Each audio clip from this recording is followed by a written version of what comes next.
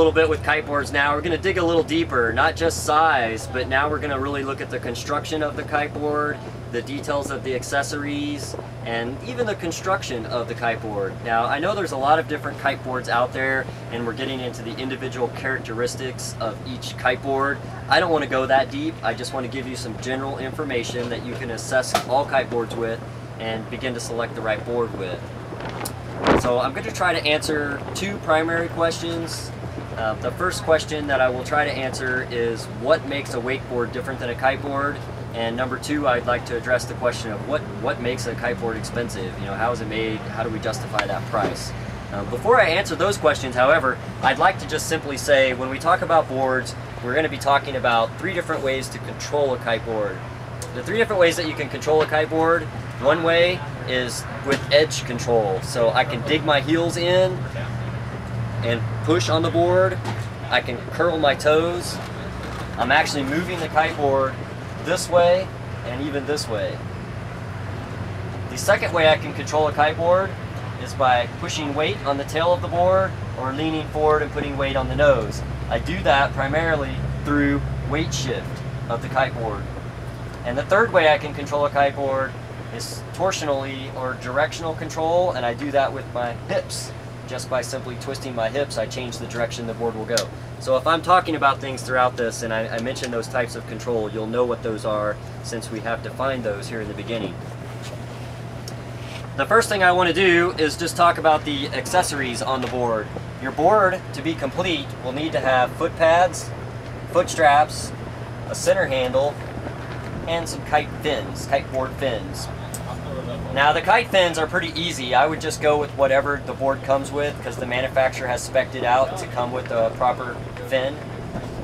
I won't get too deep into aerodynamic profile of fins. Generally just what it comes with is good. What I would look for in a kiteboard, very important, is the foot pad and the foot strap. You really want to make sure these are cushy and adjustable. This is the point of contact between your body and the board, so it's going to dictate the pleasure of your ride a lot, so you really want to pay attention to this. Here we have a foam foot pad made of multiple layers of foam, so it's very nice to be able to put your weight on. You're going to be pushing hard on this. It's ergonomically designed so that it contours to the shape of my foot. It's got my arch support in there, and even this particular board has a toe bar which allows me to grab with my toes to hang on. So fitting my foot like that, it's just like sliding your hand into a nice Italian leather glove. You know, it just feels good and it allows you to ride longer in more comfort. The foot strap itself, you should also pick a foot strap that's ergonomically shaped.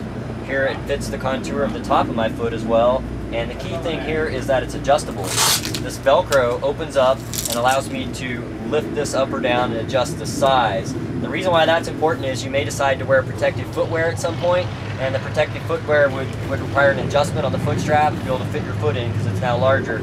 So just being able to cinch that down to a nice comfortable tightness is key.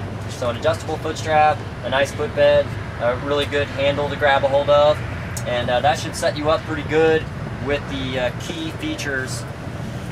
Easy to take off might be another consideration. This particular foot pad is easy to travel with. It actually just pops off, so when I travel with my kiteboard, I can just remove that and I don't have to mess with loosening and tightening screws, and I don't wind up deforming my foot strap in traveling. So that's a handy feature. Alright, I want to talk about the shape of the kiteboard now. The shape of the board and how it relates to the performance of the board. One thing that you'll want to look for in a board is its rocker. Now here you're looking at the side profile, like a rocking chair if you will. How much rocker does it have, or how much bow?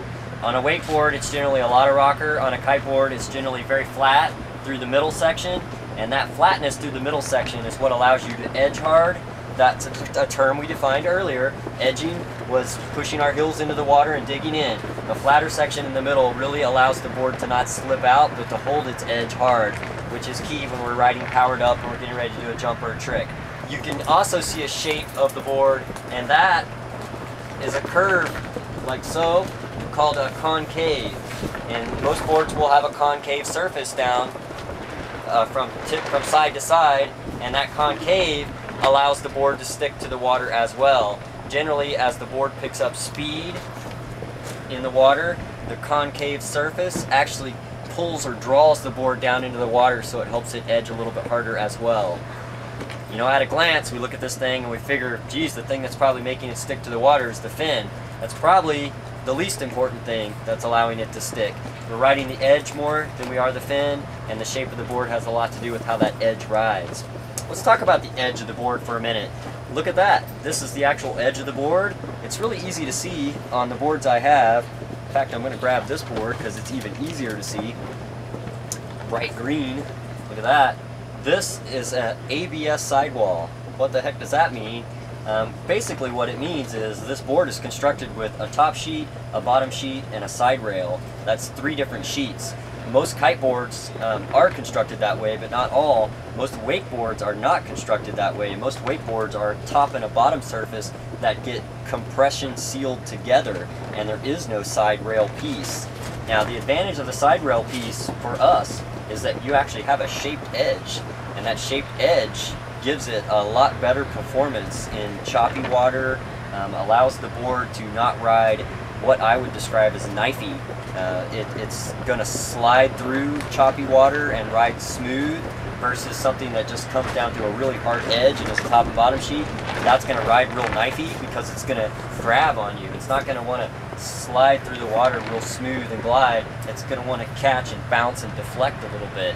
So it's nice to have an ABS side rail. The more expensive boards we'll have, more expensive because it's a lot more effort to build a side rail into the board.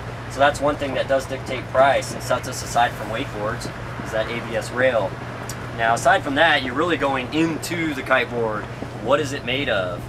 It's not made of a foam material like a surfboard. It is made of different things depending on the exact manufacturer, brand, and model of kiteboard. If you're interested in seeing the possibilities, take a look around because it's really fascinating without going into all the details for you. We need strength. Sometimes we use wood core in combination with some sort of nanocarbon, a type of carbon fiber, or divinycell. These are all space-age fibers that are really lightweight and super ultra strong. They build into these boards. They layer that at different places in the board. Now they do that because they know there are key areas that require more strength. When you're landing from jumps, they know that the board could crack in the middle. They know there's a lot of pressure under the foot straps, so they may add reinforcement there, but then they may use other different materials to increase flex. For instance, one thought is to have a little bit more flex on the tip of the board and a little bit of flex on this tip of the board, but no flex in the middle of the board. And you can kind of easily see why that might be the case. Whenever you're kiteboarding, if the middle of the board is bouncing, you could really beat up your knees because you're kind of bouncing all the time as if you're bouncing off of the chop and the waves, and you kind of get off the water and you go, wow, my knees are killing me. So take a look if you want. Usually on your second or third board, it's a little bit more involved, a little bit more expensive, and you really start to tech out on those boards. Quite simply, the best thing to do is to find a center that allows you to try equipment out. If you can try before you buy, you can often discover your own riding style. Larger kiteboards that are designed for beginners, that are designed for light wind, are often designed to plane very early because it's light wind, so they're often very flat in the bottom to allow them to plane faster, get up to speed faster, which makes them a preferred board for light wind. So we have a wide variety of information here. We hope that it's helped you in selecting your kiteboard. If not, you are welcome to give us a call here at Kitty Hawk Kites. We do try thousands of different kiteboards every year to hone in and select the very finest kiteboards that we offer to you, our customer. So if you'd like to give us a call, we can guide you in your selection of the finest kiteboards available. And we also do have a North American demo center where you can come and try out kiteboards for yourself. If you'd like to reach us, we're at 877-FLY-THIS. Thank you very much and welcome to the wonderful world of kiteboarding.